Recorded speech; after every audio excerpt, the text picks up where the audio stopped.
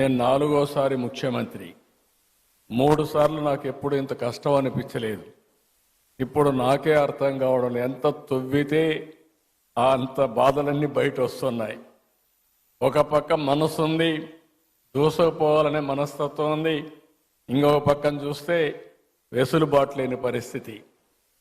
ఓసారి చిన్న చిన్న కష్టాలు వచ్చినప్పుడు 4-5 సార్లు కూర్చుంటే సమస్యకు పరిష్కారం దొరుకుతుందేమో కానీ ఈ 6 నెలల నుంచి నేను రాత్రింబగళ్ళు ఆలోచిస్తున్నా, పట్టుదలగా పరిశోధిస్తున్నా. అయినా కూడా ఇప్పటికి కూడా నాకు ఒక దారి దొరకలేదంటే ఎంత డ్యామేజ్ జరిగిందో మీరు అందరూ గుర్తుపెట్టుకోవాల్సిన అవసరం ఉంది. అయితే కానీ నాకు ఒక బాధ్యత మీరందరూ ఇచ్చారు. ఆ బాధ్యతతో తప్పకుండా ఎట్టి పరిస్థితిలో మళ్ళీ పూర్వ వైభవం తీసుకొచ్చే వరకు వదిలిపెట్టనని చెప్పి కూడా మీ అందరికి హామీ ఇస్తున్నా. అందరికీ న్యాయం చేసేది నా విధానం. నన్ను చూశారు. ఏ ఒక్కరికి కూడా నేను ముఖ్యమంత్రిగా ఉన్నప్పుడు కానీ తెలుగుదేశం పార్టీ అధికారులప్పుడు జరగలేదు. మొన్నే మీరు చూస్తే పాస్టర్స్కి ఫాదర్స్కి ఆ రోజు పెట్టిన ఆందోళన మా వాళ్ళు ఎన్ని కష్టాలు ఉన్నాయన్నా కాదు, ఈ క్రిస్మస్ సందర్భంగా దాన్ని క్లియర్ చేయాలని నేనే సంతకం పెట్టి క్లియర్ చేశానని చెప్పి కూడా నేను మీకు తెలియజేస్తున్నా. అదే మరిగా క్రిస్టియన్ మిషనరీస్ కోసం ప్రాపర్టీస్ డెవలప్మెంట్ బోర్డు ఏర్పాటు చేయాలి అని కూడా కొన్ని వచ్చాయి. చర్చల నిర్మాణానికి, అదే మరి రీకన్స్ట్రక్షన్కి ఆర్థిక సహాయం, ఇలాంటివన్నీ కూడా చాలా ఇష్యూస్ ఉన్నాయి. ఈరోజు నేను ఎప్పుడు కూడా పేదల పక్షపాతిగా ఉంటానని మరొక్కసారి మీ అందరికీ హామీ ఇస్తున్నా. నేను అనునిత్యం ఒకటే ఆలోచిస్తున్నాను, ఏ విధంగా పేదరికం లేని సమాజాన్ని మనం రూపకల్పన చేసుకోవాలనో దానికి ఆలోచించాల్సిన అవసరం ఉంది. మొన్నే నేను విజన్ 2047 తయారు చేశాను. స్వర్ణాంధ్రప్రదేశ్ విజన్ తయారు చేశాం, రూపకల్పన చేశాం. అందులో మొట్టమొదటి పాయింట్ మీరు చూస్తే జీరో పావర్టీ.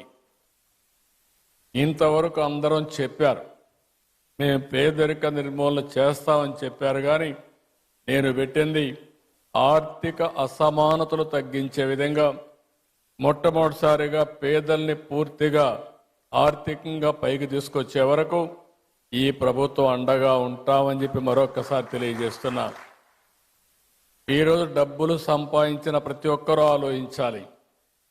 మనకి సంపద వచ్చిందంటే సమాజం వల్ల వచ్చింది. ఆ సమాజంలో ఇంకా పేదరికం ఉండడం ఇది మనందరికీ ఆలోచింపజేసే విధానం. అందుకనే ప్రతి ఒక్కరూ ఆలోచించాల్సింది పేదరిక నిర్మూలన, జీరో పావర్టీ.